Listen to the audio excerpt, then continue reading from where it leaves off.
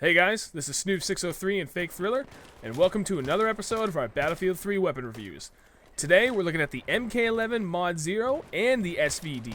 The MK11 is a starting weapon for the US side, whereas the SVD is a starting weapon for the Russian side. When you earn 195,000 points in the recon class, the MK11 becomes available for the Russian side, and the SVD becomes available for the US side. A little bit of weapon info on these two rifles. The MK11 Mod 0 originated in the United States of America, while the SVD originated in Russia. The magazine capacity for both guns is 10 rounds in the magazine plus one chambered. The fire rate is 260 rounds per minute. Each gun fires semi-auto only. The only statistical difference for the guns is the reload time. The MK11 reloads in 1.85 seconds with one bullet chambered and 2.4 seconds with an empty magazine. The SVD reloads in 2.4 seconds with a bullet chambered and 3.4 seconds with an empty magazine. Each gun has the same damage stats with 50 hit points of damage per bullet at 12 meters, and it trails down to 34 damage per bullet out to 75 meters.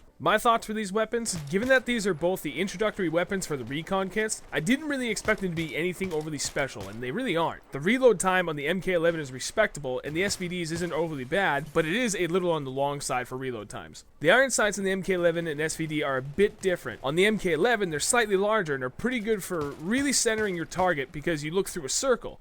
Whereas on the SVD, the iron sights are more low profile and don't have a circular sight to actually look through, so it doesn't hinder your vision as much at close quarters, but I find it harder to find my targets at long range. The limited fire rate on both guns make them very difficult to use when you find yourself in close quarter firefights, so you want to have a pretty good sidearm for those particular situations. As for the attachments, I didn't care for the zoom scopes at all, such as the 4X ACOG, because I found them more of a hindrance than a help. What I do like to roll with is the holographic sight, the foregrip, and the laser sight. The holo is the best to use because it's a give-take. It takes away the true long-range benefits of a 4X or higher scope, but it gives you the best chance for easier shooting in medium range. Also, I always like to go with the foregrip for the added stability, and the laser sight just in case someone does jump out at me at close range. I'm going to give both these guns a 3 out of 5. They're not terrible, but they certainly leave a lot left to be desired, and I find them best used in medium range engagements while sticking close to cover. The SVD and the MK11 suffer from what I like to refer to as role confusion. The weapons deal out relatively low damage compared to their bolt-action brothers. This means you almost always need to land multiple shots on target to get the kill. This puts you in a tough spot. You can't use these semi-auto rifles like a traditional sniper rifle. The MK11 and the SVD promote a more mobile, medium-range role. The problem this causes is that most assault rifles could easily outperform in these situations. That being said, if you insist on using these starting rifles, I recommend a cautious playstyle that involves moving from spot to spot, hoping to catch other players unaware. Don't confuse that with run and gun. You will lose in close quarter battles with this gun. Plan your route ahead of time and switch to your pistol at appropriate times. My recommended setup is the foregrip with the holographic sight and the laser sight. Do your best to engage your enemy from medium to long range.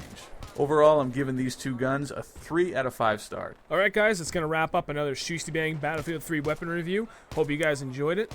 Both the SVD and the MK11 Mod 0 have earned an overall rating of a 3 out of 5.